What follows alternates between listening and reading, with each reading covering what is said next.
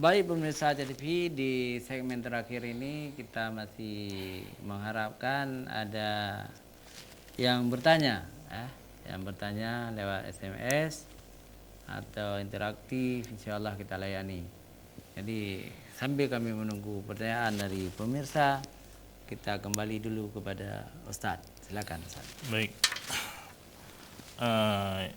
yang saya sampaikan tadi bahwasanya kita hendaklah makan itu jangan makan yang berlebihan, makan yang halal, halal lagi baik, halalan tayyiban.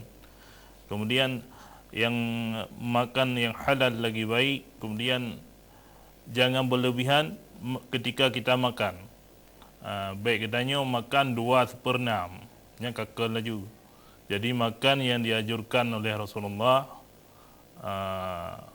makan sesuai bagaimana dalam praktek sunnahnya Rasulullah.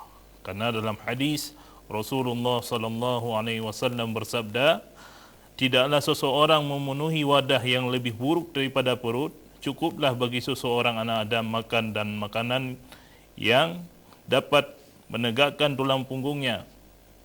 Kemudian jika tidak boleh tidak, maka isilah sepertiga perutnya untuk makanan, sepertiga untuk minuman, dan sepertiga lagi untuk nafasnya.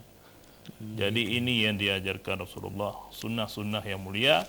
Hendaklah kita mencontoh sebagaimana yang dicontohkan oleh baginda Rasulullah sallallahu alaihi wasallam. Sekarang kita di negara Aceh Darussalam, kita lihat banyak makanan yang halal, bersertifikat halal.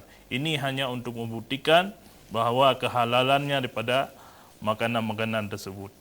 Tapi pesan saya kepada pengusaha-pengusaha Muslim, hendaklah yang pertama hendaklah memperhatikan apakah sedikit itu lebih baik ketimbang banyak, namun hukumnya haram. Itu hendaklah kita perhatikan.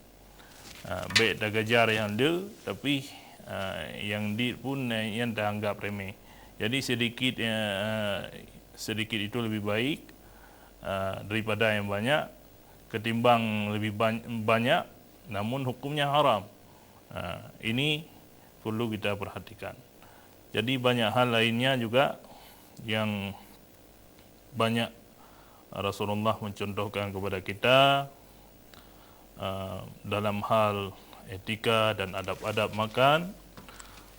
Ini perlu kita pelajari untuk menambah ilmu kita, menambah pengamalan kita, dan mempraktikkannya dalam kehidupan sehari-hari sebagaimana sunnah Rasul sallallahu alaihi wasallam.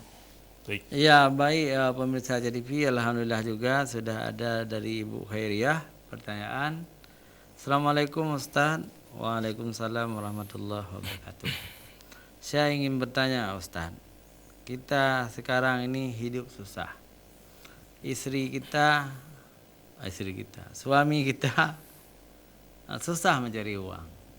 Kadang-kadang ada hari-hari tertentu tidak dapat mereka uang.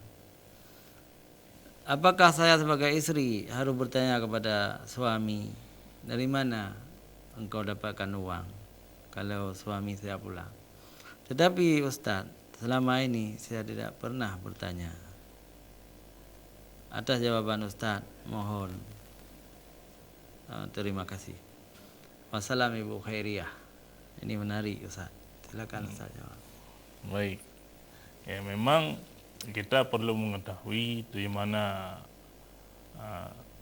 suami kita mencari makan, mencari rezeki, karena itu pun menjadi tanggungjawab tanggungjawab kita,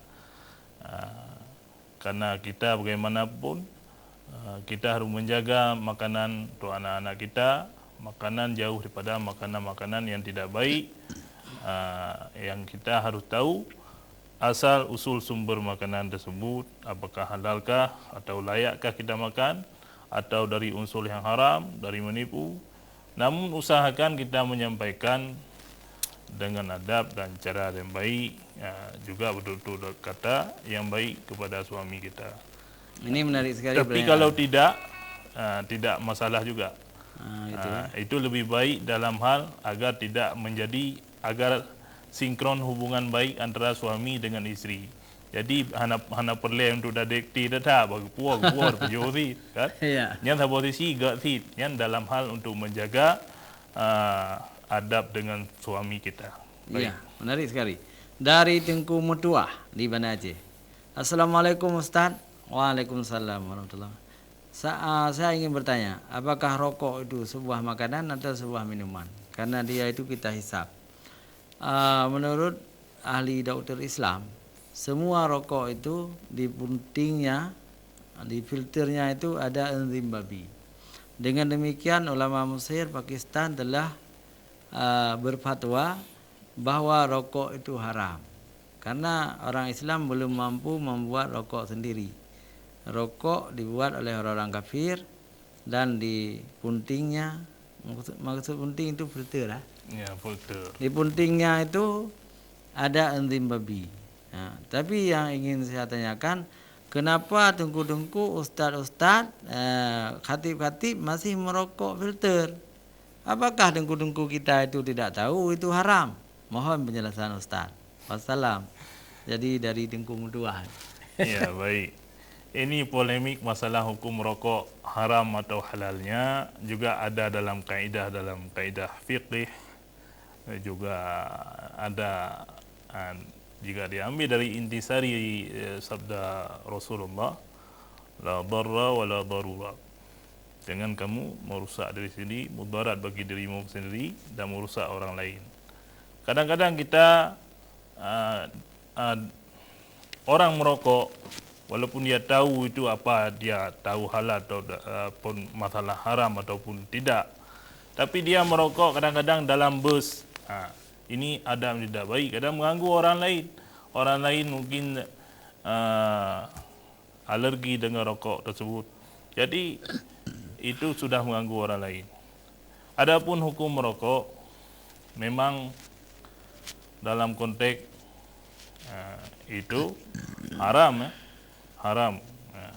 Namun ada juga pendapat hukumnya makruh. Kita tidak bilang makruh, tidak bilang haram, namun tinggalkan lebih baik. Ya, itu pesan dari saya. Tinggalkan lebih baik, tinggalkan. Ya, tinggalkan. Alhamdulillah, saya dulu mantan perokok juga. Ya, Ustadz juga mungkin pernah mendengar ya. Kalau saya ini juga mantan perokok, tapi sekarang alhamdulillah sudah 7 tahun tidak merokok lagi. Ya, ini memang perlu proses kesadaran dari diri kita, bagaimana kita mengingatkan sahabat-sahabat kita dan kawan-kawan kita. Jadi merokok itu memang dia enggak ada manfaatnya, pemborosan. Ledatut puasa habis ya. Berapa hari kita bakar duit dalam sehari. Jadi bikin buat mudarat bagi diri kita. Itu. Ya, baik Ustaz. Waktu hampir meninggalkan kita. Jadi tolong Ustaz pesan apa lagi kepada jamaah, kepada pemirsa Aceh TV. Ya, baik. Ini kita pertama bisa mengambil hikmahnya bahwa dalam kehidupan dalam agama Islam itu kita diperuntukkan untuk melihat atau menjaga etika-etika dalam makanan, juga menjaga sebagaimana pola yang diajarkan oleh Rasulullah dalam hal makanan dan tentang adab-adab makanan tersebut. Baik juga tentang adab-adab lainnya seperti adab memakai sandal, menyisir rambut dan lain sebagainya. Ini perlu kita menjaganya. Yang bagaimanapun agama Islam mengajarkan kita agama yang paling tinggi, agama yang paling luhur, mengajarkan kita tentang makanan yang halal, makanan yang baik, halalan thayyiban, halal lagi baik. Ada makanan halal belum tentu itu baik. Apakah baik bagi kesehatan kita atau tidak? Jadi perlu kita perhatikan. Kemudian apakah itu halal? Apakah itu unsur yang haram?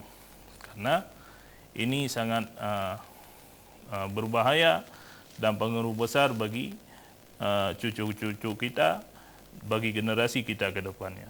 Baik. Baik pemirsa TV, hanya sampai di sini pertemuan kita. Dan insya Allah besok kita akan bertemu kembali dalam waktu yang sama dengan tema yang berbeda. Untuk mengakhiri acara ini, mari kita berdoa kepada Allah Subhanahu wa taala dengan doa kafaratul majelis. Subhanakallahumma bihamdika asyhadu an la ilaha illa anta astaghfiruka wa atubu ilaik. Wassalamualaikum warahmatullahi wabarakatuh.